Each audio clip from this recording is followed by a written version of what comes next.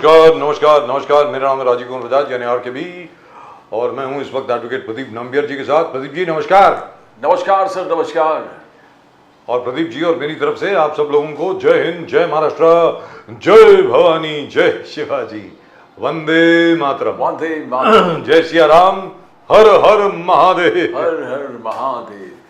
अस्सलाम वालेकुम, सत श्री अकाल, गुड इवनिंग, शलोम, वणकम, चाइनीज में नी हाउ, जापानीज में कोनिचिवा। प्रदीप जी, हमारी आंखों jambo to our viewers in East Africa, South Africa, the continent of Africa, wherever they speak Swahili. wonderful, wonderful language, Swahili. I wish I could learn it. Pradeep ji knows a little bit. I think he understands, but doesn't speak very much. I stayed with him for 1 year, so थोड़ा बहुत तो सीख लिया sir. Fantastic, absolutely fantastic. So the Prime Minister is here, as we had said yesterday. प्रधानमंत्री जी आज यहीं पर हैं और उन्होंने 5 या 6 प्रोजेक्ट्स, बहुत बड़े बड़े, तकरीबन 6000 करोड़ के प्रोजेक्ट्स जो हैं वो इनॉग्रेट किए, including the tunnel, Borivali Thane tunnel जो है, डबल टनल जो है। So I think for, sir, just in 4 or 5 years you're going to see new Mumbai, Thane, Navi Mumbai, totally different. Metro rail, 14 lines, आप coastal road है, यहाँ से आज tunnel है वो, तो you know what are we seeing? Everything new. Absolutely. It's a new Mumbai. Absolutely, absolutely. So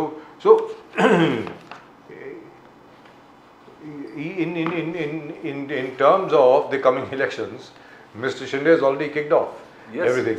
Yes. एक तो वो लाडली स्कीम जो है, बहना, लाडली बहना स्कीम है नंबर 1, और दूसरा वो इंटर्नशिप स्कीम जो है। बिल्कुल बिल्कुल सर, yes. उसमें he is giving 10,000 rupees a month. It's a great achievement. I hope it's tax free. I think it's the first time any BJP government, any state has announced this, sir. जी आज तक नहीं हुआ ऐसा। Because हमने कभी सुना नहीं कि इसके पहले बीजेपी ने स्कीम को लेके आए थे। जी। Rahul Gandhi and Indian National Congress, as you always say in this program of yours, Rahul Gandhi has been saying 8,500 मैं करूँगा, 1 crore means internship create करूँगा, and Modi जी शुरू कर दिए। He's already started it. Without announcing. It's been announced. और वो Ladli Behna scheme में the app has crashed so many times. Yes, sir, yes. क्योंकि इतनी ज्यादा एप्लीकेशन हो गए, भाई 1,500 रुपए चाहिए सबको। सर लाइन लगे, झगड़ा चल रहा है, धक्का मुक्की चल रहा है, every it shows people 1,500 people per month के लोग कतार में खड़े हैं, धक्का मुक्की कर रहे हैं, एंडलेस लाइंस जो है, लाइन कभी खत्म नहीं हो रहा है, ऐसे लाइन और फॉर्म खत्म हो रहा है, ये हालत है, आलम है। In contrast when you see, एक तरफ we are talking about Maharashtra, पुरोगामी Maharashtra, a very developed Maharashtra, and here people are fighting in queues for 1,500 rupees per month. So that's the great irony that you see, and जो गरीबी और अमीर के जो रेखा है, जो बार-बार हम लोग बात कर रहे हैं, जी, that is totally that means it's gone haywire. That means it's gone really haywire. Yes, yes. जी। जब कांग्रेस blames this government कि आप 80 करोड़ से ज्यादा लोगों को आज भी मुफ्त का खाना दे रहे हो, यानी it signifies that there is no development. Now whatever you call it, Modi's social security policies, that कोई भूखा न रहे, वो उनका एजेंडा है, इसलिए वो कर रहे हैं। 80 करोड़ लोगों, 85 करोड़ लोगों को अभी मुफ्त के खाना। But if you see the other side, but then at least that is there. At least you're secured that कोई भी गरीब भूखा नहीं जाएगा, घर सोएगा, भूखा नहीं सोएगा। So all these things, there's a huge contrast in state between what the government actually says. Now the rosy picture is we are contributing around 15% to the global economy. 15% is a huge amount, right, to the global economy. And if Prime Minister Modi on a foreign soil says that, now he can't be bluffing there. Now if we believe the statistics, then India is doing exceedingly well. But then ये भी हकीकत है कि 1500 के लिए लोग endless line और cues में खड़े हैं, धूप में, बारिश को डिफाई कर रहे हैं, ये भी एक हकीकत है। तो मतलब 2 चीजें इन्होंने चेंज करी। एक तो उसको इंटर्नशिप कह दिया इंस्टेड ऑफ अप्रेंटिसशिप प्रोग्राम था इंडिया लाइंस का, और दूसरी चीज ये थी कि उसमें 8,500 रुपए मिलने वाले थे, यहाँ 10,000 रुपए मिलने वाले। करेक्ट। कहने का मतलब ये हुआ। लेकिन एक चीज है प्रदीप जी, बहुत बड़ी चीज है। लेट्स आस्क अंबेकर साहब, इस वक्त अंबेकर साहब हमारे साथ हैं। अंबेकर साहब नमस्कार। नमस्ते। जय सिया राम सर, हर हर महादेव। जय सिया राम, हर हर महादेव। तो ये इंडिया अलायंस ने एक स्कीम अनाउंस करी थी, अप्रेंटिसशिप स्कीम, जो उन्होंने कहा था कि हम साल का 1 लाख रुपए देंगे लोगों को you know for training etcetera etcetera etcetera, तो 8,500 रुपये महीना मिल जाएगा। आज आदरणीय सम्मानीय मुख्यमंत्री जी एकनाथ शिंदे जी ने इंटर्नशिप स्कीम अनाउंस कर दी प्रधानमंत्री जी की प्रेजेंस में, और उसमें उन्होंने क्लियर कट बोला है कि वो लागू एकदम अगस्त के महीने से ही हो जाएगी और हर एक को 10,000 रुपये महीना मिलना शुरू हो जाएगा, which is fantastic. And by the way, even at that time, when the Congress had announced this scheme, तब भी हम लोगों का ये मानना था, चलिए आप पावर में नहीं आए, आप 99 सीटों पर रुक गए हैं, लेकिन आपकी 3 स्टेट गवर्नमेंट तो हैं, आप स्टेट गवर्नमेंट में आप लागू कर दीजिए। What stops you? जिस तरीके से अभी एकनाथ शिंदे जी ने लागू कर दिया है, सेंटर ने लागू नहीं किया है, it is a state government that has implemented it. Don't you think that the Congress should also do it, Ambedkar साहब? यस, आप कांग्रेस में और यूपी सरकार के अनाउंसमेंट में डिफरेंस देखेंगे तो यूपी सरकार ने ये जो लाड़की बहन योजना अनाउंस किया, उसके साथ साथ उसका बजट दिया कि इसको सालाना 36,000 करोड़ रुपए का खर्चा आएगा और उसका प्रोविजन किया। जब राहुल गांधी हर सभा में बोल रहे थे कि आपके खाते में खटाखट 8,500 रुपया, साल का 1,00,000 रुपया आएगा, तो हर गरीब के घर में एक लेडीज को, ऐसा वो बोल रहे थे। अभी एससीसीसी जो है, सोशियो इकोनॉमिक कास्ट सेंसस 2011, उसमें जिसके तहत हम आयुष्मान भारत योजना लागू किए हैं, उसमें 10 करोड़ फैमिलीज ये भारत में एससीसीसी है, एससीसीसी के अनुसार गरीबी रेखा के नीचे के है। तो 10 करोड़ इंटू 1 लाख, इसका प्रोविजन उनके पास क्या था ये उन्होंने कभी भी अनाउंस नहीं किया। शायद मेरा 10 लाख करोड़, 10 करोड़ लाख, आप उल्टा बोल रहे। हर फैमिली को 1,00,000 रुपए देना है सर, तो 10 करोड़ फैमिलीज है, 10 करोड़ फैमिलीज तो मतलब 10 लाख करोड़ रुपीस। सर उल्टा बोल रहे हैं आप, 10 crore lakh. It means the same thing, sir. Multiplied by the same thing. नहीं, Either नहीं, 2 into 2 is 4 or 2 into 2 is 4. नहीं सर, प्लीज आप लिख के देखिए। 10 crore lakh is a huge sum. India का जो बजट है वो 57 लाख करोड़ रुपए का है, हम 10 करोड़ लाख की बात कर रहे हैं। तो ये it is 20 times of India's budget, जो जिसका कोई भी उन्होंने विचार नहीं किया था। शायद उनको विचार करने की जरूरत नहीं थी, क्योंकि उनको कभी भी स्कीम देना नहीं था। मगर ये जो सरकार ने स्कीम अनाउंस की है, चाहे वो अप्रेंटिसशिप हो, चाहे वो लाड़की बहन योजना हो, उसका बजट साथ में प्रेजेंट किया है कि इसको हमको साल में 36,000 करोड़ रुपया लगेगा। तो this is the difference, the public should know this. ये महाराष्ट्र के लोगों ने ये जानना जरूरी है कि इसके पीछे कुछ तो भी सोच है। तुरंत उसके लिए 24,000 करोड़ रुपए का प्रावधान भी किया है, 36,000 करोड़ की लागत बताई है। तो ये सब चीज जो है वो रियलिटी में आने वाली है। इसीलिए राहुल गांधी के खटाखट योजना में अर्जा करने के लिए जितनी भीड़ हुई थी, उससे कम 10 गुना भीड़ इस योजना में एप्लीकेशन करने के लिए हुई है, क्योंकि लोगों को भरोसा है कि ये सरकार अपने खाते में 100% ये अमाउंट डालेगा। विनायक अंबेडकर साहब, ऑल थिंग्स आर टर्निंग रोजी फॉर यू। महायुति के लिए सब चीज फेवरेबल है। विधान परिषद 9 के 9 आपके लोग निकल गए, पूरे सीट्स निकल गए। शरद पवार जी जो दृश्य अदृश्य शक्ति वगैरह, वो अपने कैंडिडेट शायद निकाल नहीं पाए, जयंत पाटिल जी। ना how do you see this? आप क्या इसको हम लोग मान ले कि ये पब्लिक सेंटिमेंट है, या जैसे अनिल देशमुख ने कहा this is only local event, this is only within the assembly, within the parishad, ये doesn't represent the peoples will, जो लोगों का है वो रिप्रेजेंट नहीं कर रहा है। ये एमएलए के आपस में है जो उन्होंने खरीद फरोख्त करके अपने जोड़ के 9 निकाल दिए। तो how do you see, can we say this is actual mandate of the people?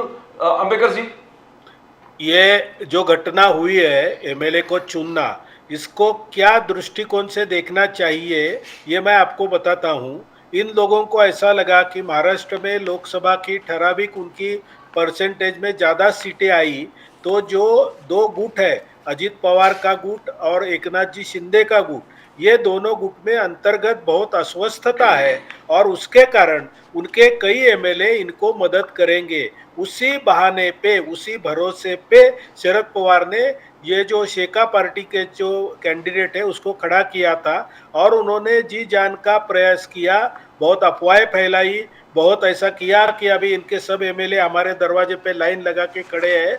तो ये इलेक्शन का एकमेव सीधा मैसेज है कि एकनाथ जी शिंदे और अजित पवार जी के जो गुट के एमएलए हैं जी। वो उनके पीछे रॉक की तरह खड़े हैं, उनके मन में कोई चल बिचल नहीं है और उनको मालूम है कि ये जो लोकसभा की जीत है वो किसके कारण हुई है, वो केवल मुस्लिम मतों के ध्रुवीकरण के कारण हुई है।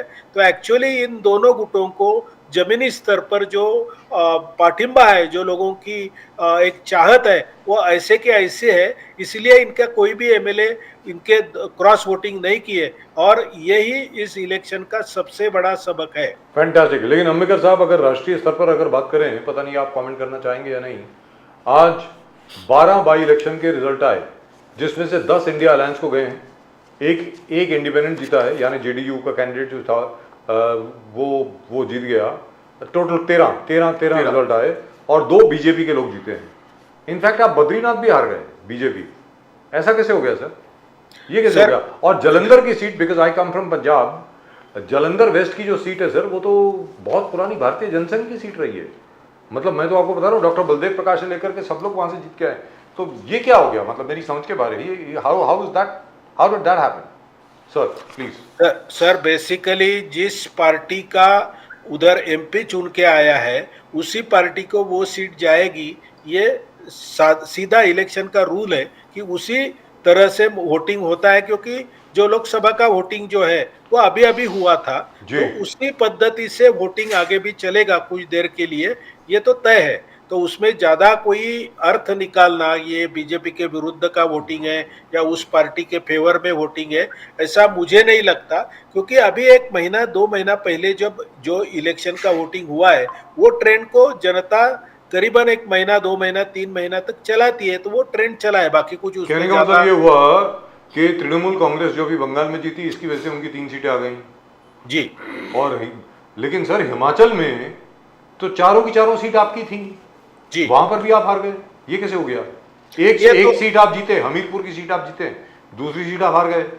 आप मध्य प्रदेश में सब सीट आप जीत के लेके गए और वहां पर आप जीते, लेकिन उत्तराखंड में वहां पर भी पांचों की पांचों सीटें आपके पास गई, लेकिन असेंबली की सब सीटें आप हार गए सर।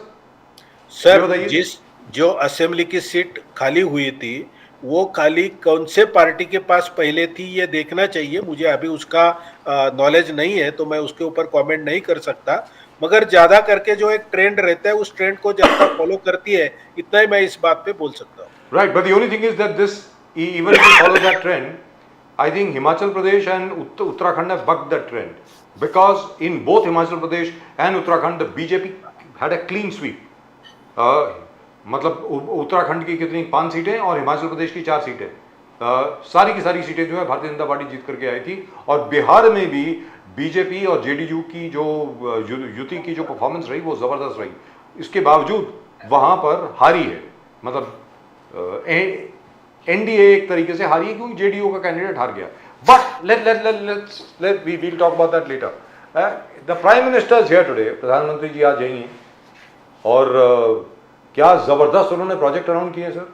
जैसे प्रदीप जी और हम बात कर रहे थे आपके आने के पहले कि भाई अब तो ऐसा लगता है कि 4 या 5 साल के बाद मुंबई की शक्ल ही बदल जाएगी, पहचान में नहीं आएगी। काया पलट, एयरपोर्ट से उड़ना मेट्रो रेल के अंदर, मेट्रो रेल से आप कनेक्ट हो सीधा घर पे पहुंच गए, गाड़ी की जरूरत नहीं। Absolutely fantastic. मतलब बोरीवली से Thane with in 2 minutes 3 minutes, जो टनल अगर जैसी कंप्लीट हो जाती है, जो ट्रैफिक जैम वगैरह वगैरह है वो सब खत्म, it's a thing of the past. Ambedkar साहब, बम्बई का वैसे भी ये 2.5 साल में, उसके पहले के 5 साल में ये जो यूटी सरकार थी उसने बहुत काया पलट किया है। बम्बई के मेट्रो का जिस तरह से विस्तारीकरण हुआ है और जिस तरह से जनता को उस मेट्रो का बेनिफिट मिल रहा है, क्योंकि बम्बई का सबसे बिगेस्ट प्रॉब्लम जो है वो ट्रैफिक है। और जो बम्बई में आवाजाही चलती है उसमें सबसे बड़ा प्रॉब्लम ऐसा है कि लोग रहते एक तरफ है और काम के लिए दूसरी तरफ जाते हैं। तो ये तो जो प्रॉब्लम है लोगों का, वो सबसे बड़ा प्रॉब्लम ट्रैफिक था या कन्वेंस था। तो उसमें पब्लिक ट्रांसपोर्ट के लिए बढ़ावा देके जो मोदी सरकार ने, इधर की यूपी सरकार ने जो सुविधाएं दी है वो बम्बई वालों को बहुत पसंद है, तो वो बम्बई के लिए बहुत अच्छी है और महाराष्ट्र के लिए पथदर्शी है। जैसा समृद्धि महामार्ग है, आप अभी उसकी कमेंट पढ़ते हैं क्योंकि पेपर में हमेशा निगेटिव न्यूज़ आती है, तो कोई एक्सीडेंट हो गया तो उसको बढ़ चढ़ के बताते हैं, मगर हजारों व्हीकल्स दिन में बहुत कम समय में वो ट्रैफिक, कोई कंजेशन नहीं है, सेपरेट मार्ग है, एक्सप्रेस वे है और जी। ई वे है, उसको पार करते हैं, उसका बात में कभी आता नहीं, उसका न्यूज आता नहीं क्योंकि निगेटिव न्यूज को वैल्यू रहता है। तो ये पब्लिक तो समझती है ना, जो एक्सपीरियंस करता है उसको तो समझता है। लेकिन अंबेडकर साहब क्या है कि सड़क है, मोटर गाड़ियां चल रही हैं, एक्सीडेंट तो होगा, यू कांट प्रिवेंट इट। सही बात। Maximum you can do is to teach people के सेफ्टी रूल्स रखिए। हर जगह पे आपने वो स्पीड लिमिट के पोस्टर्स लगा रखे हैं, हर जगह पे लगा रखे हैं, उसके बावजूद अगर कोई उल्टा काम करेगा तो उसमें सरकार क्या करेगी? I find that very strange. अब जैसे अटल सेतु है, अटल सेतु के एक कनेक्टर ब्रिज पे, एक जो कनेक्टर ब्रिज है ना स्पैन का, वहां पर कोई 7 के 8 जो है क्रैक्स आ गए थे। अटल सेतु के ऊपर नहीं आए, उसके कनेक्टर ब्रिज पे आए थे। उसको लेकर के हाहाकार मच गई, अटल सेतु गिरने वाला है, टूटने वाला है। अबे यार क्या ऐसे ब्रिज गिर जाता है क्या? बिहार समझा हुआ है? बिहार में 12 ब्रिज गिर गए 17 दिनों में, but that's a different issue. वो बिहार का स्टेट गवर्नमेंट का इशू है, क्योंकि वहां पर भी अंबेडकर साहब, पता नहीं आपको मालूम है कि नहीं, वहां पर भी जो इनिशियल खबरें आ रही थी, जान करके नितिन गडकरी जी की मिनिस्ट्री के साथ उसको रिलेट करने की कोशिश की जा रही थी। तब उसके बाद जाकर के मालूम पड़ा कि भैया ये सारी चीजें तो स्टेट गवर्नमेंट ने बनाई हैं, सही बात है। नितिन गडकरी जी का कोई हाथ नहीं है। गडकरी जी कल जो बयान किए गोवा के कार्यकारिणी में, he says go back to Advani ji. Advani ji ने सीख हमको दी है, उस पे जाइए आप कि we are a party with difference, हम पार्टी विद डिफरेंस है, let us be different from the other parties. He said BJP's victories are because of the Congress's failures. Direct BJP का victories है directly related to Congress failures, and we can't make the same mistakes. The people will reject us. उन्होंने कहा जो करेगा जात की बात उसको पड़ेगी कस के लात, यानी क्लियर कट उन्होंने कहा कि जात पात में हम लोग विश्वास नहीं करना चाहिए, बात नहीं करना चाहिए, पॉलिटिक्स सेंटर नहीं होना चाहिए। अडवाणी जी के विचार पे लेके गए कि we are a party with difference. Will it change? Because एक के बाद विनायक जी रिजल्ट जो आ रहे हैं वो हमारी बीजेपी के खिलाफ है। तो क्या गडकरी जी एक राह दिखा रहे हैं, जो पहले आरएसएस के मोहन भागवत जी मोदी जी को पहले राह दिखा दिया कि आपको जरा ये 1 2 3 सब करना है। तो कैसे देखते हो गडकरी जी का कल के स्टेटमेंट को आप, विनायक जी? गडकरी जी एक आदरणीय नेता है, तो उनके विधान का जो भी समझ लेना चाहिए, या मोहन जी के विधान में जो समझ थी, मेरे हिसाब से मोहन जी ने जो विधान किया था वो भारतीय जनता पार्टी के अकेले के लिए नहीं था, वो पूरे राजनीतिक पार्टियों के लिए था कि तुम ऐसे गंदी राजनीति में मत जाओ। अभी उसमें ऐसा है कि शुरुआत किसने की और फिर उसको प्रत्युत्तर किसको देना पड़ा, इसको भी इम्पोर्टेंस देना चाहिए। तो मोदी जी की जो समझ है वो ऐसी कभी भी समझ नहीं है कि ये जात पात का राजनीति करना, मगर मोदी जी के एक समझ 100% पक्की है, जो भाजपा में उन्होंने पहली बार अच्छी तरह से किया। भाजपा ने, मैं ऐसा नहीं बोलता हूँ भाजपा में उन्होंने पहली बार किया, उसको मैं बोलता हूँ ऑब्जेक्ट ओरिएंटेड पॉलिटिक्स। जो अपना ऑब्जेक्टिव है उसको सबसे ज्यादा ध्यान देके उसके लिए जो भी चाहिए वो करते हैं। तो ये जो ऑब्जेक्ट ओरिएंटेड पॉलिटिक्स है उसमें कुछ बातें निगेटिव, कुछ बातें पॉजिटिव चलती है। जैसा कांग्रेस ने कुछ पॉलिटिकल एक डाउट डाला तो उसको उत्तर देना पॉलिटिकल पार्टी का एक कर्तव्य है। तो मुझे नहीं लगता जानबूझ के मोदी जी ने या किसी भी भारतीय जनता पार्टी के नेता ने ऐसा कोई पॉलिटिक्स किया है कि जात पात के ऊपर उन्होंने भर दिया है। और रही बात गडकरी जी के विधान का, तो उनका अनुभव, उनकी सीनियरिटी, इसको देखते हुए उनके विधान का जो समझ लेना चाहिए वो जरूर लिया जाएगा। संविधान हत्या दिवस ये मोदी जी बीजेपी ने ऐलान कर दिया है, 25 जून को सेलिब्रेट करेंगे, डार्केस्ट डेज ऑफ डेमोक्रेसी। जो आपने कहा कि Indira's greed for power turn the nation into a prison. During emergency, 1,40,000 people were arbitrarily arrested, 1.1 crore sterilized, 1.1 crore लोगों को स्टेरिलाइज किया गया, नसबंदी कर दिया गया। तो ये एक के बाद एक चार्ज आप लगा रहे हो। तो क्या ये वातावरण सही है संविधान हत्या दिवस सेलिब्रेट करने का? क्या इससे पहले ऐसे कोई प्रेसिडेंट नहीं है कि हम कोई भी काला दिन को सेलिब्रेट करें? विनायक जी, आप देखे रहेंगे तो मोदी जी ने जो पार्टीशन का जो पहला दिन है तो वो विभीषिका दिन करके घोषित किया था, और अभी संविधान हत्या दिवस घोषित किया है अमित जी शाह ने। तो ये सब चीजें इसीलिए हो रही कि जो नई पीढ़ी पॉलिटी में आती है उनको क्या सुनाई पड़ता है, तो संविधान खतरे में है, ये आवाज उनको सुनाई देता है। तो संविधान खतरे में कौन डालता है, ये जब उनको हिस्ट्री मालूम पड़ेगी तो दे विल बी एनलाइटन, और उनको समझ में आएगा कि संविधान खतरे में कांग्रेस की वजह से है, भाजपा की वजह से या एनडीए के वजह से नहीं है। तो इसीलिए ऐसे दिवस को ये करना, डिक्लेयर लेकिन करना। आपको लगता है सर अंबेडकर साहब के संविधान हत्या दिवस बनाना चाहिए? हत्या दिवस मतलब वो कुछ ज्यादा नहीं हो गया? संविधान खतरा दिवस या संविधान स्थगन दिवस या सब कुछ और भी हो सकते थे। मतलब ये हत्या दिवस तो कुछ ज्यादा नहीं हो गया सर? मतलब सर अभी it was only held in a bench, मैं पूरी बात सुन रहे हैं, फॉर 19 मंथ्स, 19 महीने के लिए संविधान को संविधान की स्पेशली जो इंडिविजुअल राइट्स जो हैं, जो फंडामेंटल राइट्स हैं, उनको स्थगन कर दिया गया। लेकिन संविधान का हत्या दिवस कुछ ज्यादा नहीं हो गया? आपको क्या लगता है, आप बताएं सर। जो लोग उनके अनुभव के थ्रू गए हैं, मैं 18 साल का था और मैंने उसी दिन आनी बानी के विरुद्ध में जो सत्याग्रह हुआ था उसमें पार्ट किया था, और मैं येरोडा की जेल में 21 दिन तक बंद था। तो मुझे मालूम है कि उस दिन क्या चल रहा था। हमारे संघ के बड़े लीडर, भाजपा के बड़े लीडर, उनको सुबह 5 बजे आके उनके घर से उठाया जाता था, और 2-2 साल उनको येरोडा में प्रिजन में जगह नहीं थी लोगों को रखने के लिए, जी, तो उनको जबरदन रख रहे थे। तो ये हत्या ही थी, ये हत्या जो थी उसको हत्या बोलना ही चाहिए। उस दिन का जो उस समय का जो माहौल था वो बहुत खतरनाक था। मोदी जी ने वो पूरा जो 19 मंथ्स था, वो 19 मंथ्स में 10 बार उन्होंने अपने वेश को चेंज किया। कभी वो सिख बने, कभी फकीर बने, कभी कुछ बने। तो ये सब करना पड़ा है ना, उसकी हत्या हुई है। लेकिन यहाँ पर हम लोगों ने कांग्रेस देखा की है। तरफ से कांग्रेस की तरफ से ये आर्ग्यूमेंट आ रही है, नंबर 1, कांग्रेस ने माफी मांगी है, इंदिरा जी ने खुद माफी मांगी, उन्होंने कहा कि जो हुआ वो गलत हुआ और उसके लिए जिम्मेवार मैं हूं, ऐसा उन्होंने कहा। और वो भी अभी तक, वो स्टेट्समैन का इंटरव्यू है उनका, अभी तक सबके सामने है, वेयर शी एक्चुअली अपोलोजाइज्ड। और उसके बाद 1980 में इंदिरा जी को जबरदस्त बहुमत के साथ देश ने वापस जिता करके लौटाया। ये दूसरी बात हो गई।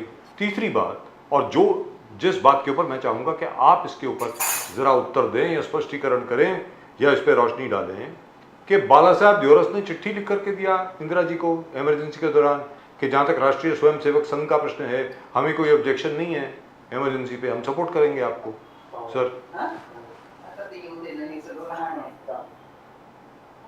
सर आपकी आवाज टूट रही है, मेरी सर, आवाज आ रही है क्या? बिल्कुल जबरदस्त आ रही। Okay, Can we check please let me ask the question again.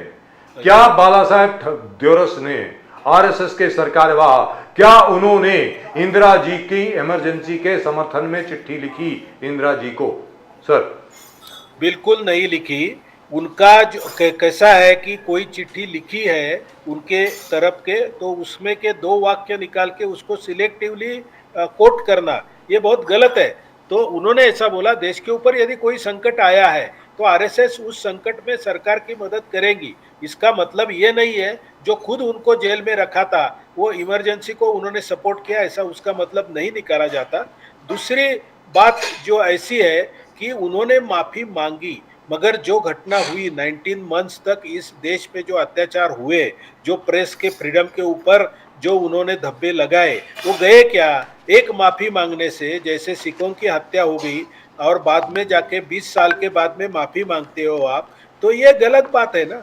ये इससे कोई जो इतिहास है उसको बदला नहीं जा सकता। और नए पीढ़ी के ऊपर आप यदि पार्लियामेंट में कोई बहस करने को तैयार नहीं है, पार्लियामेंट में बहिष्कार डाल रहे हैं, और फिर सरकारी सत्ता पार्टी ने कोई बिल पास करके लिए तो उसके बोलते हैं कि ये संविधान खतरे में है। तो ये गलत बात है। कोई एमएलए एक पार्टी का या एमपी कुछ स्टेटमेंट करता है, उसको आप लेते हैं। तो वैसे तो आपके पार्टी के मणिशंकर अय्यर क्या बोलते हैं, वो तो पाकिस्तान को सच्चा मित्र बोलते हैं। फिर हिंदू सैनिकों की जो हत्या हो गई, भारतीय सैनिकों की जो हत्या हो गई, उसके ऊपर उनका क्या जवाब है?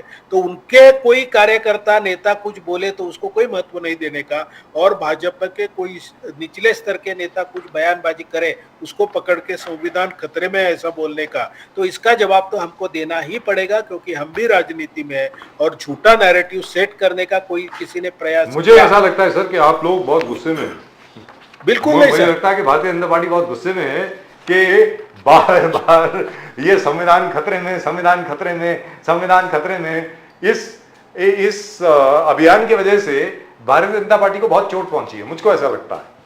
अंबेडकर साहब पहुंची है ना, वो तो फैक्ट है, इसलिए गुस्से में जाने से कुछ नहीं काम होगा। उसके ऊपर क्या अपने को प्रति दाव करना चाहिए, जिसको नैरेटिव सेटिंग बोलते हैं, उसमें उन्होंने कुछ नैरेटिव कुछ हद तक, मैं तो नहीं मानता हूं कि इस पूरा इलेक्शन रिजल्ट उसका कारण है, मगर जिधर भी उसे क्षति पहुंची होगी तो उस क्षति को दूर करना, उसके लिए उनकी रियलिटी लोगों के सामने रखना, ये एक पॉलिटिकल पार्टी करके भाजपा को करना चाहिए ना। ये भी नैरेटिव कांग्रेस जयराम रमेश कह रहे कि 4 जून 2024 को मोदी मुक्ति दिवस मनाएंगे हम लोग, मोदी मुक्ति दिवस, because non biological prime minister संविधान को सिस्टमैटिक अटैक किया, इंस्टीट्यूशंस को डिस्ट्रॉय किया, अनडिक्लेयर्ड इमरजेंसी, 10 साल से अघोषित इमरजेंसी, अनडिक्लेयर्ड इमरजेंसी। उनका कहना है कि मोदी जी डेमोक्रेसी को डेमोक्रेसी मानते हैं, डेमोक्रेसी नहीं डेमोक्रेसी, उनको हर चीज सत्ता और कुर्सी से रिलेट है मोदी जी। ये जयराम रमेश और कांग्रेस का कहना है। अंबेडकर साहब, जयराम रमेश ये उनके माध्यम विभाग के प्रमुख है, तो नैरेटिव में सेटिंग करना, नैरेटिव सेटिंग करना ये उनका काम है, वो उनका काम करेंगे। हमारे तरफ से उसको जवाब दिया जाएगा, लोगों के सामने फैक्ट रखी जाएंगी। ये तो राजनीति में चलता है ना सर, नैरेटिव का वॉर हो गया है, अभी परसेप्शन का वॉर हो गया है। तो ये परसेप्शन राइट करना, ठीक करना, उसको सुधारना, उसको अच्छी तरह से लोगों को समझाना, ये हर एक पार्टी को करना ही पड़ेगा, उसमें क्या है। दूध दाल सब्जी, दूध दाल सब्जी, गैस टोल कंटिन्यूस आप देखोगे जिस प्रकार से उन्होंने आरब महंगाई, आपके महंगाई मैन, उन्होंने मोदी जी को टर्म किया है महंगाई मैन, महंगाई मैन मोदी, जहां इनके राज में दूध दाल सब्जी गैस एंड टोल टैक्स इतना बढ़ गया है। बोले सब्जी लाने गए थे मार्केट में, सब्जी खरीदने पाया, मिर्ची खरीद के वापस आए। ये आलम है आजकल पूरे मार्केट में। ये उन्होंने एक वीडियो के माध्यम से कांग्रेस ने हाईलाइट कर दिया है। बोले मोदी जी कहते थे पकोड़े तलो, मगर आज पकोड़े तलने का भी एक माहौल नहीं है, बिकॉज बेसन आज 170 पर किलो है, और जब मनमोहन सिंह जी थे 45 रुपीज पर किलो थे। तो somewhere do you think price rise, inflation ये कंट्रोल नहीं कर पाए मोदी जी? आप मोदी जी को कुछ इस बारे में करना पड़ेगा। अंबेडकर जी, प्राइस राइज हमेशा उसको कंट्रोल करने का ये सरकार जी जान से प्रयास करती है। अभी आपने देखा रहेगा तो जो इन्फ्लेशन रेट है वो कम हुए, खाली जो फूड इन्फ्लेशन रेट है जो सिक्लिकल है और जो वेदर के हिसाब से होते हैं, इस साल में सबसे बड़ी गर्मी के दिन रहे हैं, और उस गर्मी के दिनों के कारण सब्जियों के भाव में, फ्रूट्स के भाव में, कोई जीवनावश्यक वस्तुओं के भाव में अच्छी बढ़त हुई है।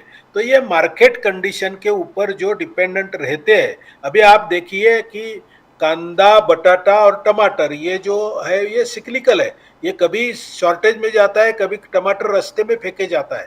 तो ये जो इसके ऊपर के जो परमानेंट उपाय है वो जब तक हमारी सरकार उसके ऊपर ट्राई कर रही है और उसको ये जो इंफॉर्मेशन टेक्नोलॉजी के हिसाब से डील करने का ट्राई कर रही है कि जितनी उपज हो रही है, कितनी बुआई हुई है, उसकी इंफॉर्मेशन देना, उस हिसाब से फार्मर ने सोच समझ के किस चीज़ को डालना खेत में, ये सब चीज जब तक रिफाइन नहीं होती तब तक ये चीज चलती रहेगी। फूड इन्फ्लेशन को लेकिन ये तो आप ही से सीखा है सर कांग्रेस ने जी, ये तो कांग्रेस ने आपसे ही सीखा है सर।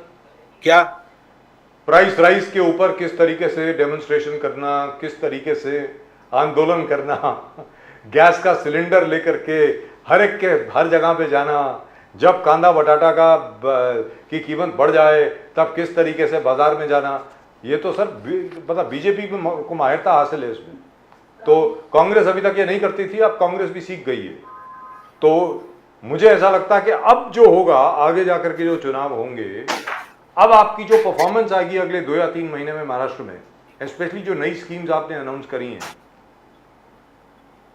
वो किस तरीके से परफॉर्म करती हैं, मुझे लगता है उसके ऊपर निर्भर करेगा। जैसे लाडली बहना स्कीम है और अभी ये जो इंटर्नशिप स्कीम है, if you are able to succeed it will be fantastic. Do you think you will succeed sir Ambedkar sahab? Definitely हर राजकीय पक्ष का ये काम, प्रमुख काम ऐसा है कि उसने सक्सेस के लिए ही ट्राई करना है। तो हमको पूरा कॉन्फिडेंस है उसी के लिए ये स्कीम्स अनाउंस की है। और ऐसा नहीं है कि ये खाली चुनावी तक है, चुनाव के बाद में भी इस स्कीम को हम पक्का रखेंगे। Fantastic Ambedkar sahab, thank you very much, great pleasure talking to you sir, so nice of you. नमस्कार सर, जय सिया राम, हर हर महादेव। और आप जब भी मुंबई आए, open invitation to you sir, this is your office, please come and join us. Definitely. इधर मुकेश अंबानी जी के wedding वहां से सिर्फ 5 मिनट की दूरी है। लैंडमार्क मोदी जी अभी तक गए नहीं, शायद जाएंगे, नहीं जाएंगे शादी में। ये लोग मोदी के घर में जाएंगे। That will be wonderful. Fantastic. Yes yes. Thank you sir. Thank you sir. Thank you very much. जय सिया राम। ओके जय सिया। लेकिन प्रदीप जी मानना पड़ेगा, भले आप जो मर्जी कह लीजिए, Yes. जो इंटर्नशिप स्कीम इन्होंने अनाउंस करी है, Yes. Yes. Sir. it is an answer. Totally. It's a copy of the apprenticeship scheme of Rahul Gandhi. लेकिन इन्होंने अनाउंसमेंट कर दिया और इम्प्लीमेंट कर रहे हैं सब। Yes. Yes. मेरा ये कहना है कि कांग्रेस को अपने तीनों स्टेट्स में जहां जहां पर कांग्रेस की सरकार है, हिमाचल प्रदेश में, जनाब तेलंगाना में और अपना कर्नाटक में, तीनों जगह पे फौरन इसको इम्प्लीमेंट कर देना चाहिए सर।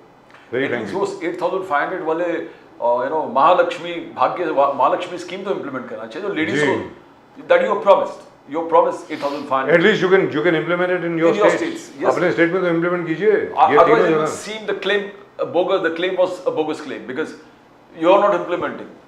जैसे आपने कहा, देखिए भाई, अब एकनाथ शिंदे साहब ने इम्प्लीमेंट कर दिया। Correct sir. Now the onus is on the Congress. Yes. Let's ask Mr. Dhananjay Junarkar.